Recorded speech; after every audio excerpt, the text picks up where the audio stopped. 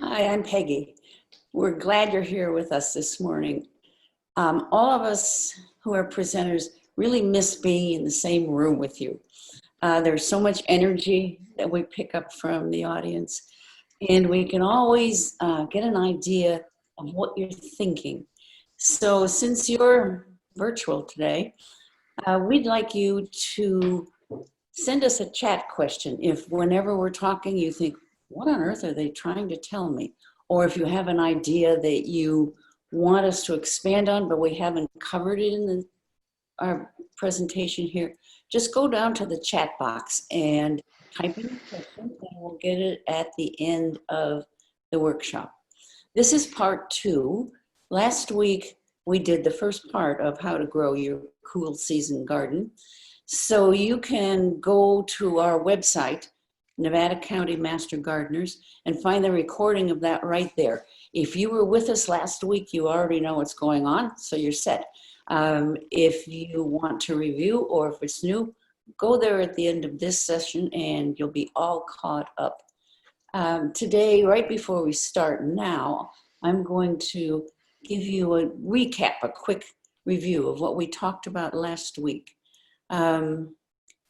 The most important thing for right now, and since it's going to be 100 degrees today and tomorrow, we'll have no problem with our soil being warm. The link to right this moment and your fall vegetable garden is the warm soil, which means that any seeds you plant will germinate quickly, and anything that you transplant into the soil will be established quickly. That's important because in mid-November, the day length is shortened to about 10 hours. And with that short day, plants don't grow anymore. The plants will be sitting there in suspended animation, waiting for more light. That happens in January. So we have to have the plants established well enough that they can get through this time period. If you put your plants in raised beds, if you put your seeds in raised beds, you're in a good position for all that this winter. You'll be able to have your plants growing easily accessible, and they will be healthily drained.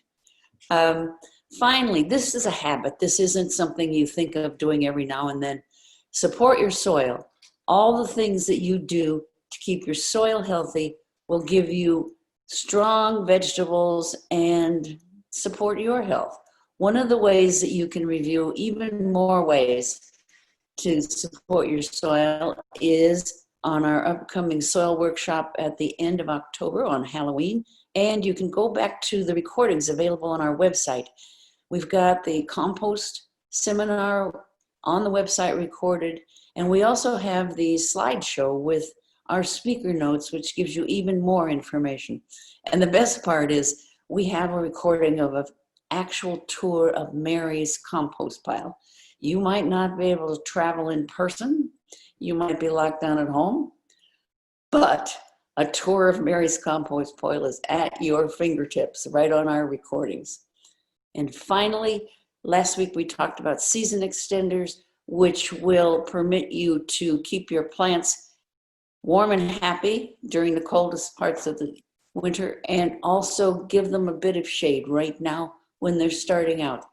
So that was last week, and let's get started with today.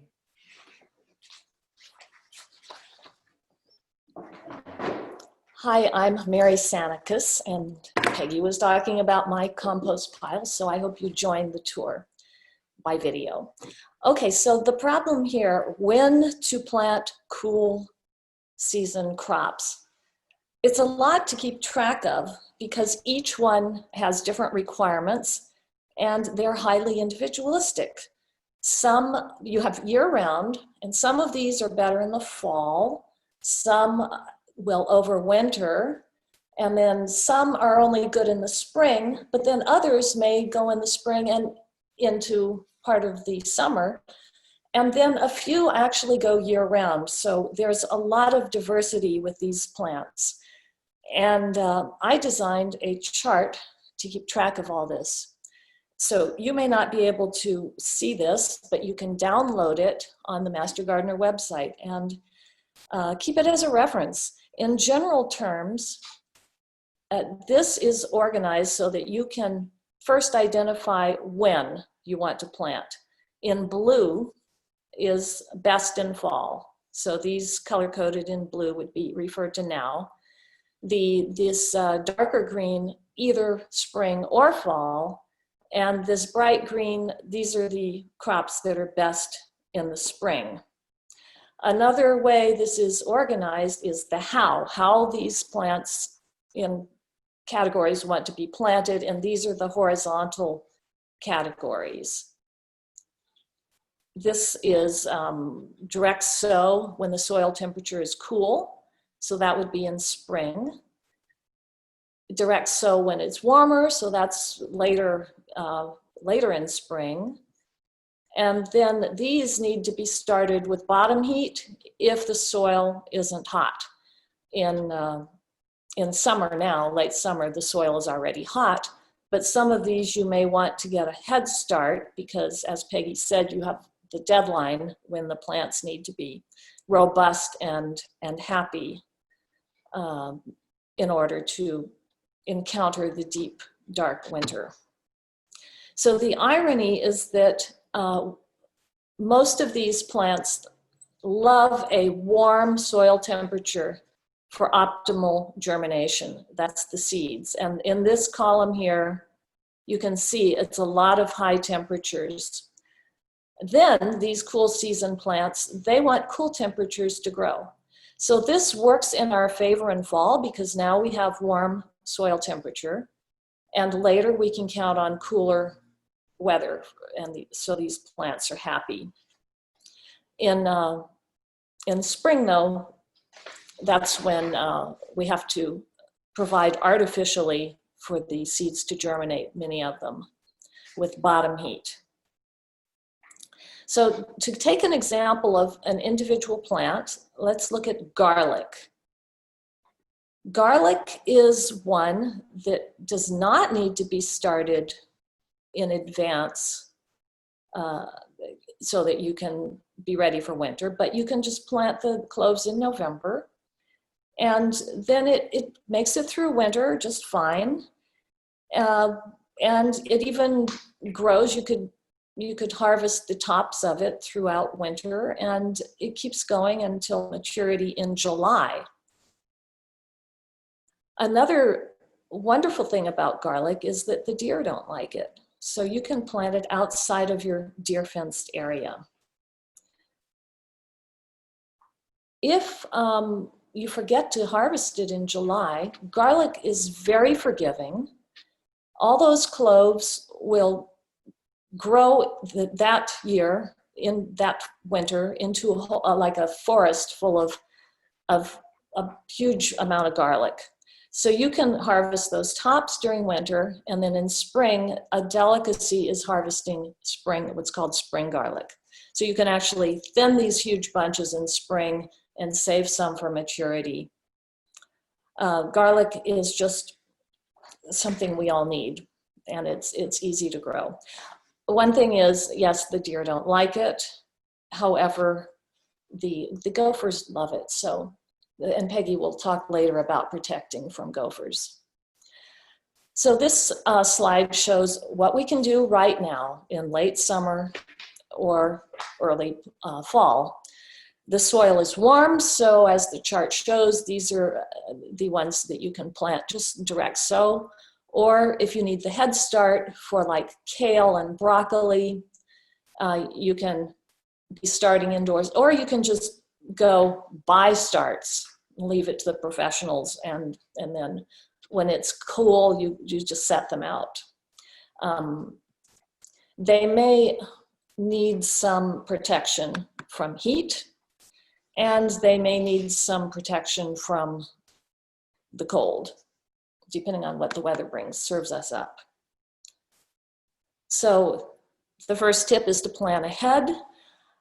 A lot of people have their garden full of tomatoes and everything now, so there's no room to plant for the fall season crops.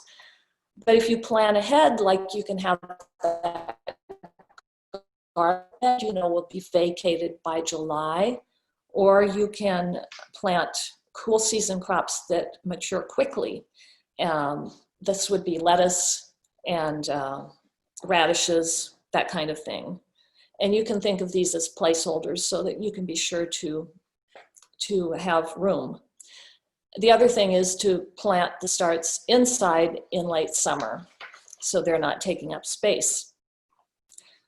So for many crops such as broccoli, you can plant them ahead and you get them nice and big, and then when it's cool, they're ready to go. And maybe there's more space in your garden. So transplant when temperatures are cool for your starts, and if you don't, use the shade cloth to keep them cool if you get a hot period. And also on that chart I showed you, the ones that benefit from shade cloth have an asterisk, a blue asterisk by them. Later, because they're such individuals, some will be carefree when it comes a hard freeze or a frost. They're fine. Others will just up and die on you. So it's good to know which ones can handle what and be prepared to protect them from the cold. So water as needed, because we could have a dry spell in winter. And these are quick crops that can serve as placeholders, and will guarantee that you have space later. So you've got lettuces and peas. And on the right here is this wonderful cover crop, buckwheat. And it's one of the few summer cover crops and the most useful to us. And Kristen will be talking about cover crops later. Succession planting allows you to, for these quick crops, to plant them in succession at regular intervals so that you get ongoing harvesting, for example, of lettuce. You don't want 100 heads of lettuce all at once. You can just keep them coming all year. Same thing with radishes, just space it out. Even corn can be, but that's a summer crop. Okay, intercropping is lovely because you share the space. The ones with long legs here can sit next to the ones with short legs, and there's room in the soil for everyone. They can share. In this situation, these lettuces have plenty of room while this plant is still small. And then when this plant gets harvested, these can fill in. And that's the same deal here, where you can put something that's going to grow big and be harvested next to something younger to mentor the young and provide them shade and protection. It's a coexistence.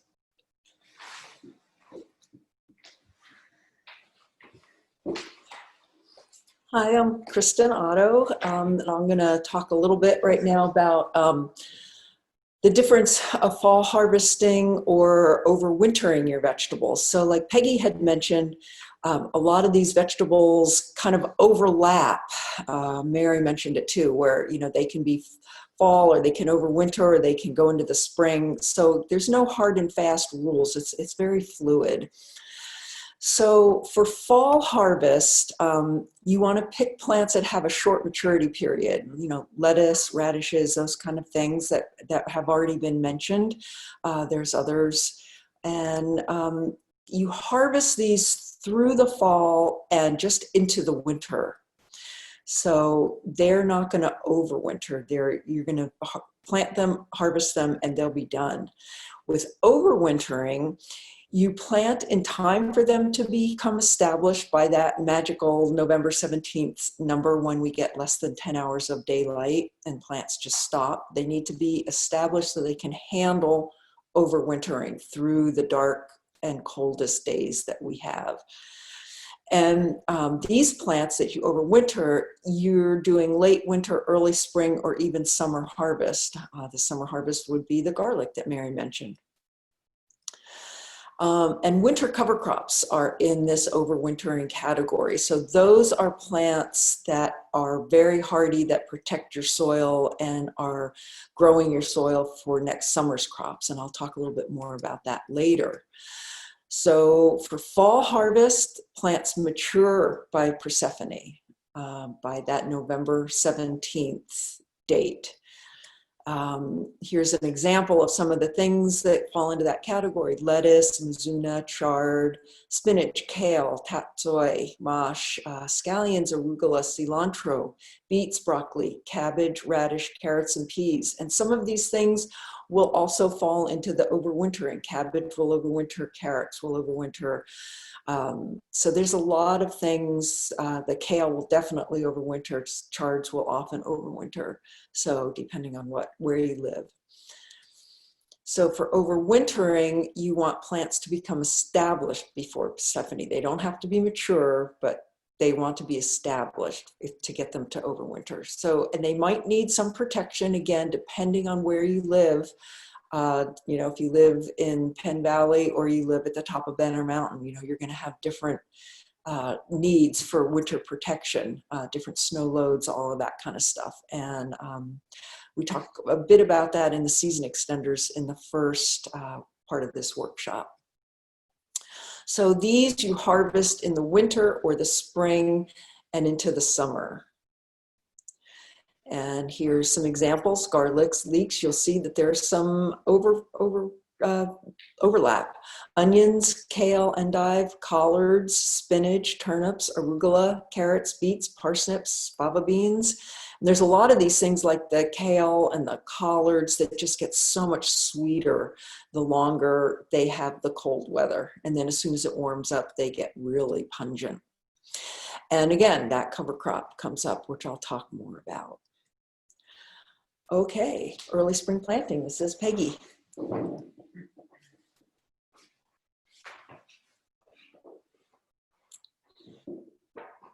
If you look on the chart that Mary showed you earlier, you can see that some vegetables can be planted out in the spring. So we're going to give you just a glimpse of that, because already you're thinking, I've got tomatoes in my garden right this minute, and I'm trying to figure out what to plant in the fall so I can eat in the fall, and then I'm going to have some of those grow longer and get into the winter. And now we're talking about the plants you're going to put in the springtime. This lets you have things ready before your summer vegetables, and you have these delicious choices that are available only in the springtime.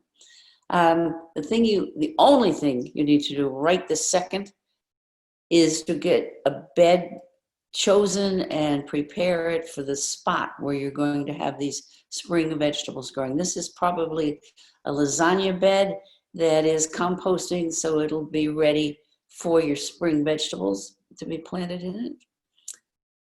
The keys to being able to do this and not have to worry a whole lot right now are, number one, that bed you just saw. You'll want to put compost on it and just let it sit there until you're ready to work in the spring in the ground. There are two sets of plant choices. You can, in the spring, have plants that you needed to start indoors on heat ahead of the time that you're going to put them into the soil. Again, look on Mary's chart. She's got this information. So when you have chosen and planted your seeds indoors and they have been growing on heat and you've got these happy little seedlings ready to go out into your garden, you don't want to shock their systems by taking them off the heat and putting them out all day long. You need to harden them off, and this would be something starting a week to maybe 10 days before you want to plant them in the ground. So you're going to be taking them in their little pots off of the table that you've got inside in your greenhouse or in your window, and take them outside for a couple hours. And then the next day you take them out for a little bit longer, and you continue that until the poor little delicate things that were happily growing in heat are sturdy enough that they can go outside for the whole day and night. Then there's a second group of plants that you don't have to coddle in this fashion. You can just put the seeds in the soil, and there you go. Again, look at Mary's chart. You can see the choices of what are following these growth patterns. These ones that you can plant directly into the ground include lettuce and peas, and the ones above, the ones that you were going to start and coddle along, are spinach, kale, broccoli, cabbage.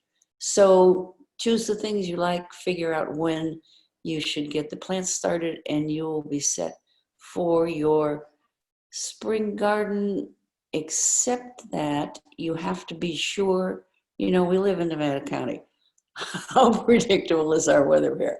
So you have to be ready to protect your plants from frost. Here's the frost map that's in our new garden guide. Find where you live, read the temperatures for the dark lines surrounding that area, and then I would say assume the worst. Be prepared to keep your plants covered and protected at the latest possible date for frost, because you know, when we moved here, I heard stories about snow during a 4th of July parade. So be ready for anything. Finally, these plants that you're putting out that have been sitting in on their warm heating pads and the plants that you're sowing directly, they both like to have warm roots. They like to be with their leaves in cool weather, but they like their roots in warm soil. We can help them with this crazy demand by warming up the soil using clear plastic. If you put clear plastic, hold it down carefully because it's going to be windy in the spring.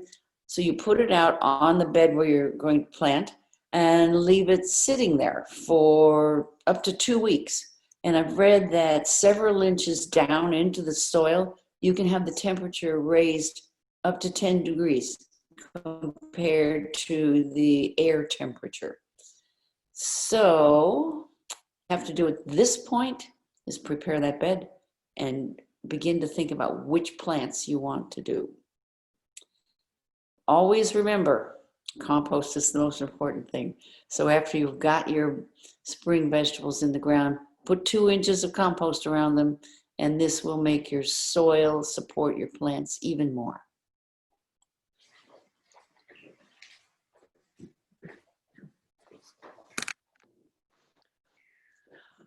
Okay, I'm going to talk a little bit more in depth about cover crop, and we're going to talk even more in depth about cover crop at our soil workshop on October 31st. So the soil's the heart of the garden, and if you don't have good soil, you're not going to have a good garden.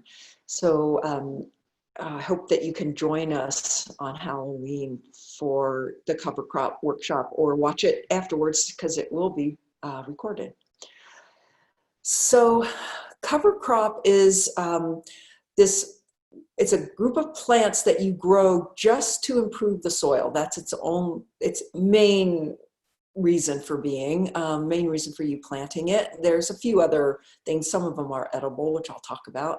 But the thing with cover crop is that it benefits your soil so greatly. When we do these workshops in person, we like to give out cover crop seeds so you can try like one bed in cover crop and compare the difference, and you'll be amazed because cover crop does all these great things for your soil. It increases organic matter. They actually, one of the names for cover crop is green manure. So you're growing your own manure. It will really support, so that's above ground. So below ground, it really supports the soil food web, which is the engine of your soil. The soil's alive with a zillion different critters doing all these things, and that's what makes your soil alive. It all happens around plant roots. So you want to, as much as you can, you always want to have something growing in your soil. You know, the differences would be, like Peggy said, if you're going to prepare a spring bed, make sure that you cover your soil so that, you know, the winter rains don't compact the soil and leach everything away. So the other thing that cover crop does is it adds nutrients. There are certain plants, legumes, that actually add nitrogen. So you can grow your own nitrogen. Nitrogen is the hardest nutrient to manage because it goes through all these cycles and it vaporizes and does all these things. It becomes available and unavailable, and it just is always, it's a moving target. So you can grow your own, which is great. You can, there's other cover crops, actually buckwheat actually pulls a plant unavailable form of phosphorus and in its cellular processes makes it plant available. So when you return the buckwheat back into the soil, it takes an unavailable form of phosphorus and makes it available to your plants. And if you know anything about our foothill soils, that's one of our big things, is that we're really low on phosphorus. It also, cover crop increases tilth, which is just the workability of your soil. It makes it nice and open, and it has lots of air spaces, and those air spaces are the important thing for water retention. So if your soil is compacted, it cannot hold water, it can't drain, it has no capacity, there's no bank account even there to hold your water. And the other thing that cover crop does is that it gives beneficial insects a home, a place to be. It gives them food for the adults in a hard time. It gives the youngsters a place to pupate and go through their cycles. So it really supports beneficial insects, which will help decrease pests, which is on this list. So those last list was what it helps. This is what it decreases. It'll outcompete your weeds. So if you just leave a bed uncovered and just open soil, you know that by late spring, it is full of weeds. But if you have cover crop in there, it's going to be full of cover crop that is a useful thing to you and no weeds. So that's a really good thing. It helps with compaction, as I mentioned before, because of the root action that's in there. It helps with erosion because your soil is covered. And again, it helps with pests, not only by the beneficial insects, but there have been studies about certain types of plants that help reduce certain pests. Arugula has been shown to decrease root knot nematode. I think Peggy's going to talk a little bit more about that later.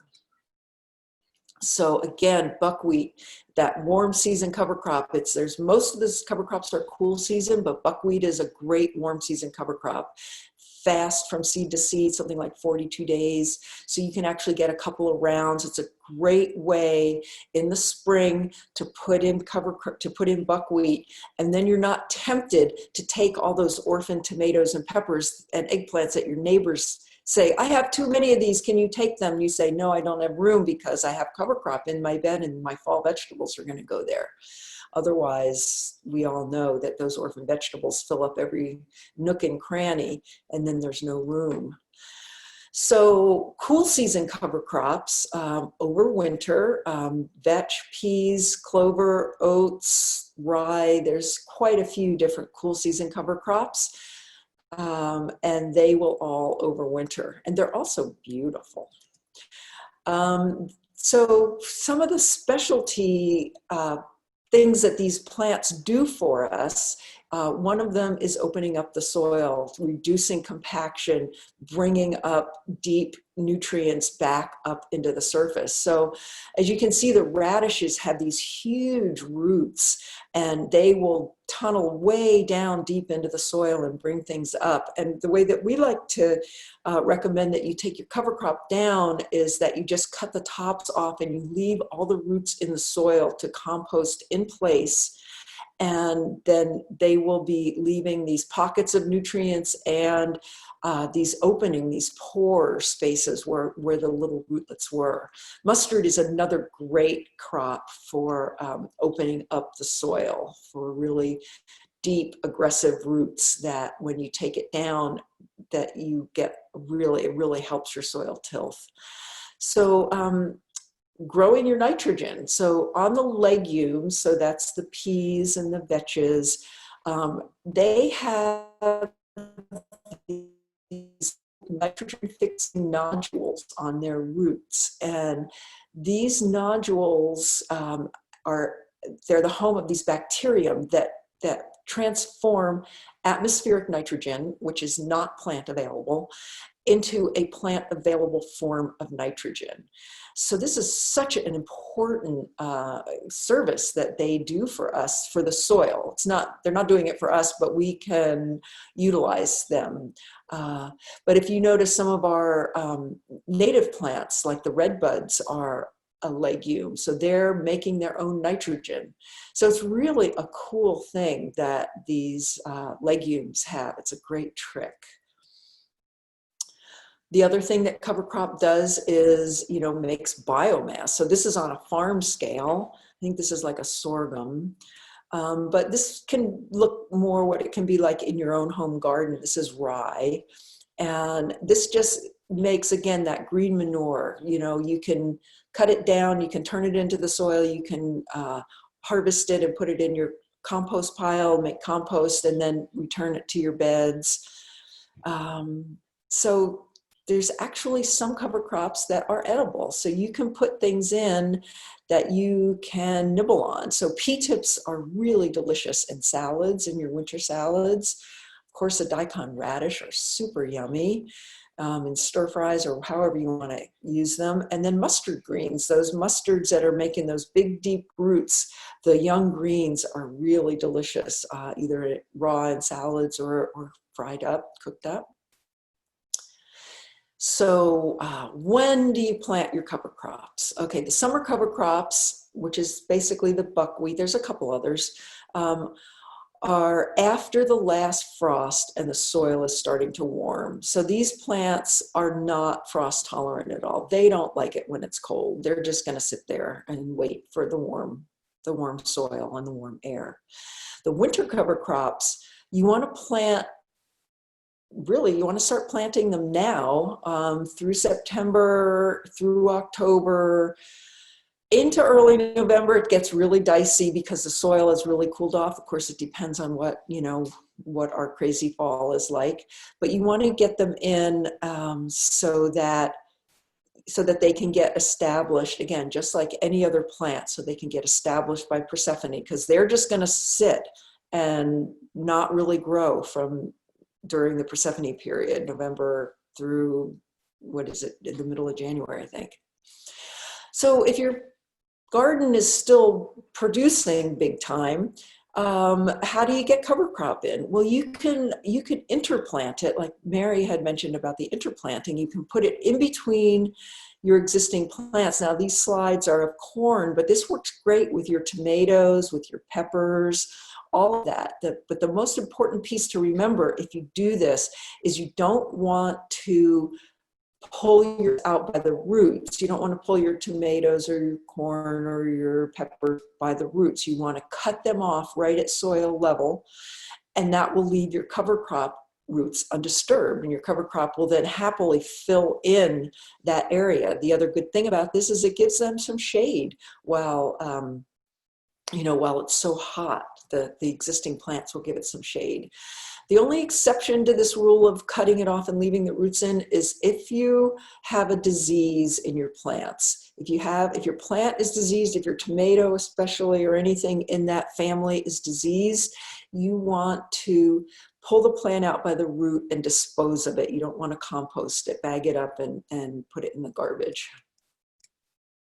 So how do you take cover crop down? What do you do with it in the spring when it's all up and going and it's huge and all of a sudden it's 4 feet tall and you're like, oh my God, what have I done?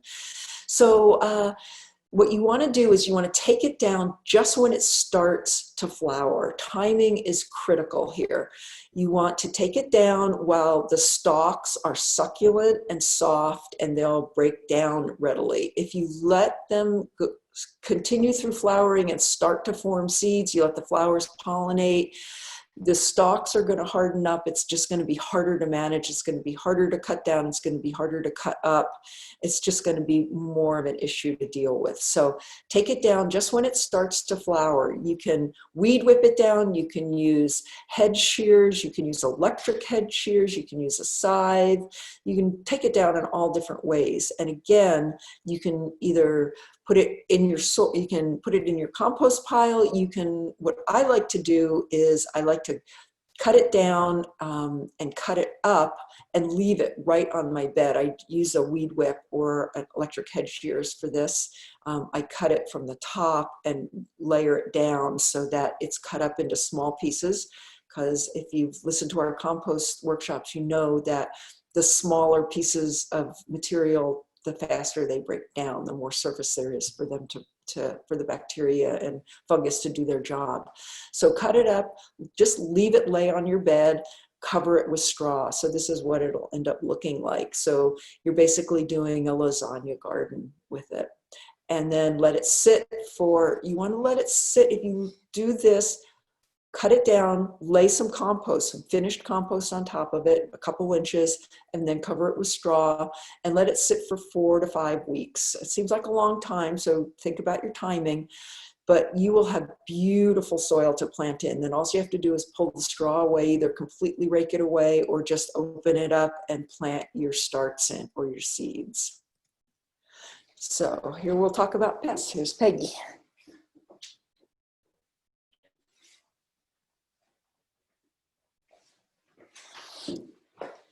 Okay, we're going to talk about the dark side of gardening now, our fight against the pests.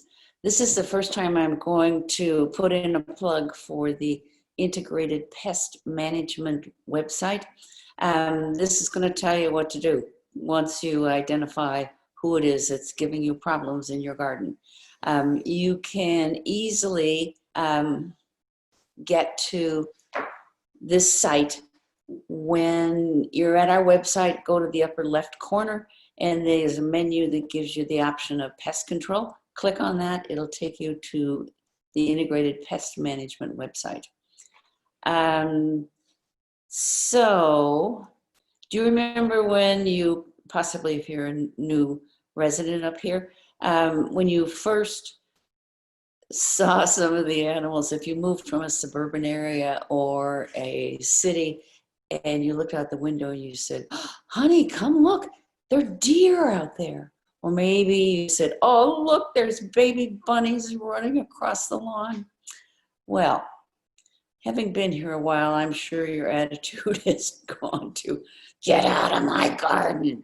So here's what we can do to help you with those pests. This is the lineup of the usual suspects. We have here deer. There's going to be a whole workshop on deer on October 17th, I think. And you may have remembered from when you were a kid and your grandmother was hanging soap in the tree so the smell would make the deer stay away, or maybe your neighbor has a movement sensor that will trigger a water spray in the night. We're here to deliver the bad news that the only thing that really works is fencing. We want to physically prevent the deer and other animals from getting into the garden. On the right is a picture of our own demonstration garden with deer fencing, and you can see, you can look right through it. It's a plastic mesh that's 8 feet tall. That's critical. They can jump over things that are less tall than that. So that's your first line. If you want to up your game when you're trying to keep other animals out, you can go to the left side. And we are going to tell you, Kristen's going to give you first person account of what to do with electricity. I just wanted to share a quick story. This is my garden on the left. And one year we just had a horrible raccoon problem. They just kept coming in, you know, over our good deer fence. We tried everything. They would just come in. We would put starts in the ground and, you know, that we had lovingly tended for 6 weeks, and they would just toss them out. And we lost so much, you know, starts after starts, seeds getting dug up because they just want to get into the nice wormy soil. So we put a hot wire up. We used electric fencing, and it wasn't that hard. It's not that expensive. And we ran it along the top of our, and we woke up that first night to the lovely sound at 3 o'clock in the morning of raccoons screaming. It was great. For 3 nights, the raccoons hit the hot wire, screamed, ran away. And after that, they never bothered our starts. They never bothered our garden again. So electric fencing is a solution to the raccoon problem. Okay, for the just the physical barrier fencing, you can have something that looks really elegant. It goes well with your landscaping scheme. If you're trying to keep out rabbits, you need to have and keep deer away with no problems at all. But you don't have to go fancy. You can have a really funky arrangement. This looks like someone wove together 2-foot wide chicken wire mesh and then used plastic ribbons to make it high enough to the deer to really notice that there's something up there. This works. You don't have to really break your budget. But even when you think, I've got it done, the deer can't get in, the raccoons can't get in, we have the underground crew tunneling in to come up from below. You've got both gophers and moles. The gophers will come and actually eat your plants, eat the roots, pull the plant down, eat the plant. Moles are just, your plants are collateral damage for moles. They're looking for worms, and they may disrupt your plants completely while they're doing that. And the answer again is fencing. But you put this is gopher mesh.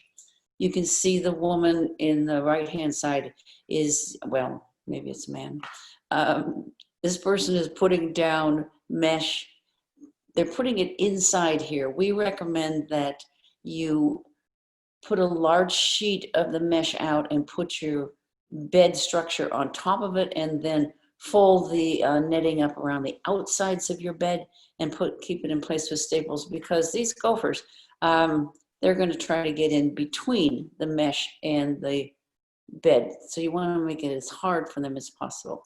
Another thing to do with gophers, there are baskets that you can use to put your plant in. So if you're not putting it in a bed where you can easily line it, you can just protect one plant at a time. So now we've got the guys coming in on the surface of the ground, and we've got the guys coming from under the ground. And the last direction is overhead pests diving in. For years, I've had finches that eat the baby leaves of my chard plants because they can get to them. This is obviously not a cool season vegetable, the strawberries, but the boxes that they're being grown in are perfect for your cool season leafy vegetables that might be attacked by birds. You can also use the low budget version. These are the trays you can get at the nursery. And you just turn them upside down. The one that's in the center has probably got small enough holes that birds won't be able to get through. Or you can save all those little green plastic strawberry baskets and use those on individual plants. So now you might be thinking, now I've got it taken care of. Nobody can get in sideways. Nobody can get in from the bottom. Nobody can get in from the top. But we have insects. Now, does anybody remember the music from, first it was Marvin Gaye and then it was Diana Ross, and they were singing, ain't no mountain high enough, ain't no valley wide enough to keep whatever. your insects have a their own version. Your insects come in and they're singing, "Ain't no fencing tight enough," and there they come right into your garden. Right at the moment, we've got the extra troops fighting on our side. We still have the beneficial insects here who are attacking the pest insects right now. As the fall goes along, you've got both kinds of insects dying off. When it gets really cool, we don't have to worry so much about insects. But then when the spring comes, you've got the bad guys coming in first. Your beneficial insects who are going to eat these destructive pests do not come until they're assured of a full meal. You might have a family member that sounds like this. They don't come to help with fixing dinner. They just wait until everything's on the table. That's like the beneficial insects who don't come until there are a lot of pests already there. So you might have to work a bit to protect your plants at the beginning of this springtime period. One of the, down at the bottom right here, you can see that site that I told you about. It's the IPM site. I think if you just Google IPM, your browser will take you to a version of this website. When you get there, punch on Home and Garden, and it will take you to lists of plants. If you know what plant is being damaged, just click that. If you already know what insect because you've been fighting it for years, just go to that insect. The IPM site will give you a number of ways to fight off the pests, and it always starts with the least toxic and the easiest to do, so you'll have a selection. There is one thing that we can do when the plants are really tender. You can cover it with the Agribon. We talked about this in the season extenders. You can take a lightweight Agribon, make sure the ends of it are closed, and that will protect your plants for a while until those beneficial insects come. You can always plant flowers that attract the beneficial insects and later pollinators, so that you can bring them into your garden.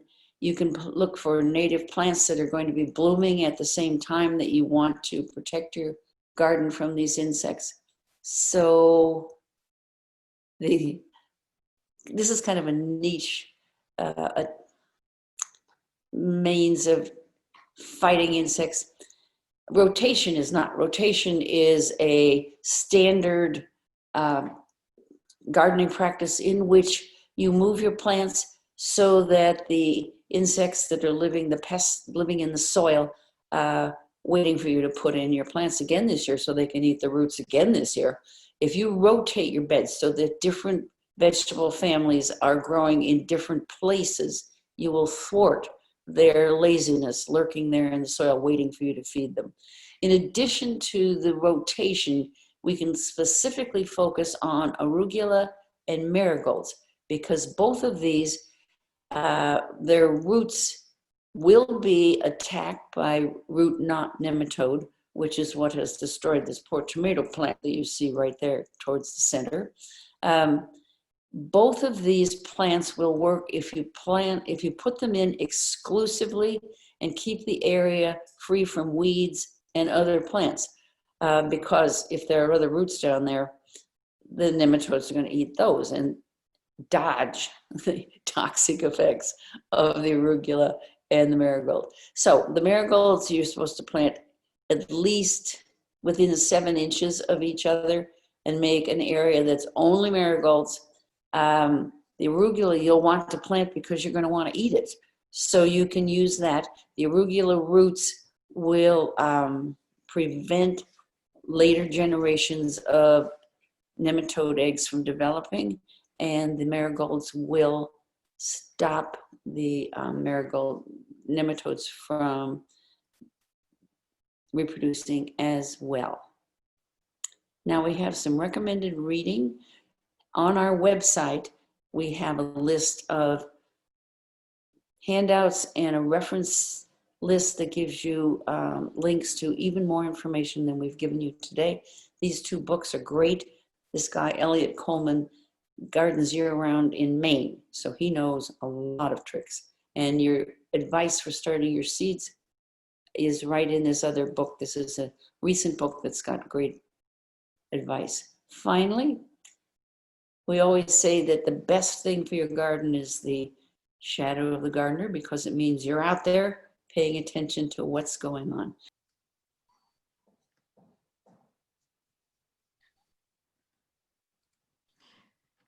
Okay, so now we'll do a few questions that we have time for. It is 9:56.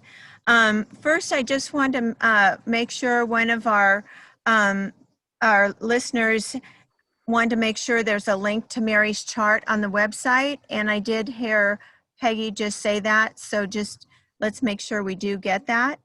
Another question is, I don't see Brussels sprouts on the chart. Are they the same as broccoli? So Brussels sprouts are a little bit different. They're in that same family. They're more like a cabbage than the broccoli. Brussels sprouts are definitely a little bit more challenging to grow. They're long season, and but they can be grown here. A great resource for information on the seeds is Johnny's Select Seeds, I think it's called. If you go in there, and this is in our resource list on the website, there's a great seed starting application where you can just go in and find which one you want, and it'll tell you how long it takes. It'll tell you when to plant it. You put your first and last frost date in, and it'll just give you a ton of information. So I'm sorry that Brussels sprouts is not on there, but there's a lot of other ways that you can get that information. And that Johnny's chart is really a great one, that Johnny's application. Thank you, Kristen. Another one is, does spray work to deter deer? Or what about the flashing lights or a strand of hot wire? So the spray works until the plant grows new growth, and then there's no spray on that. So you have to spray. Question, and you're every couple of days you have to spray. The flashing lights, they'll work for a little bit, and then they get used to it, and then they won't work anymore. And one strand of hot wire, no, deer will just hop over that. I keep my donkeys in with hot wire, and the deer are all over. Okay, thank you. And then we had a question from Doreen, and she asked if she could, it was kind of involved, so she asked if she could just ask it. So Doreen, go ahead. Can you hear me? Yes. Okay, yeah, I was just wondering, I really want to try the cover crop, but I just want to recap and make sure I understand what you're saying about it. So I plant these seeds in the coming months, but before, about 5 or 6 weeks before I'm ready to plant my spring and summer vegetables, I cut it down at the ground level, and I leave the roots in, and then I leave the part that I cut into small pieces and leave it there, cover it with straw for 5 or 6 weeks, and then I remove it all before I'm ready to plant. Is that correct? No, so you've got almost all of it correct. You cut it down, leave the roots in, cut it up on the soil, put compost on top of it. So a couple of inches of compost. So you want you're going to have your soil level with the roots still in place, and then the cut up cover crop body on top of the soil, then a layer of compost, then a layer of straw, and then water that in and let it sit for 5 or 6 weeks. And again, not necessarily counting back from when you want to plant, but keeping an eye on the cover crop and taking it down before or just as it's starting to flower. It's okay if it sits for 2 months, that's fine. Longer is fine, shorter is where it's not gonna be quite broken down. And then just pull the straw away. So the compost and the cover crop will have broken down and you won't even hardly be able to see that you even had cover crop under there. Okay, thank you. And one more quick question while I have your attention. I have raised beds, and this is only my second season. When I went to do the first season, I filled them all with, good vegetable, whatever you call it, soil from the nursery. But after the following winter, everything sunk. So I'm really low on soil now. So before I go planting any kind of winter vegetables, do you recommend adding more soil now, or should I just wait until spring? No, I would add more now. The thing about store-bought soil is that, it's a lot of organic matter. There's not much mineral content to it. So it is gonna, break down. So you need to be adding more. If you come to our soil workshop, we can teach you about growing your own soil, which is a lot going to be cover crop. You could do a lasagna garden, and I believe that we have links to information about lasagna garden in those handouts and in the resource list that we gave you. Lasagna gardening is a great way to build up lots of soil. Or you can go and, buy more soil, but we recommend growing your own soil. It's going to be much better. Any advice on how to help my garden recover from powdery mildew? And she says, I know not to compost the plants. He or she is. Well, I think adding compost into your soil, the powdery mildew is gonna, it just is there. It's always gonna be there. There's certain plants that are just more susceptible to it. So again, keeping your soil as healthy and alive as you can is gonna grow the healthiest plants that you can grow. And I actually don't think it's a problem to compost powdery mildew plants. Does anybody else have input on that?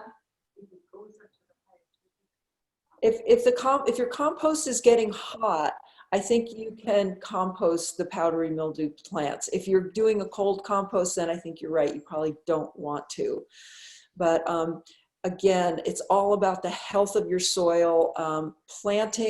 Next year, planting plants that say that they're resistant to powdery mildew, because there are certain plants within each, like squash gets powdery mildew really bad. There are certain squash that get it less. So read your seed packets and, really look through, especially if you go to a company that has a vast array of different plants. Read all the descriptions and pick plants that are more resistant to powdery mildew. But it's not something that you will ever not deal with, is powdery mildew. You can take it out, take the plants out before it gets really horrible, so it doesn't spread around. Thank you, Kristen. I think that'll close our Q&A, and now Lisa will wrap things up. Thank you, Margaret, Kristen, Peggy, and Mary. I love this presentation. And I just want to tell you our next workshops, we have a couple coming up. September 19th is all about container gardening. October 17th is all about deer. October 24th is shade gardening. October 31st is building your soil. And November 7th is the art and science of pruning. We are filling in some other Saturdays for you, so you can find those on our website. And we thank you so much for joining us today. We'll see you next time.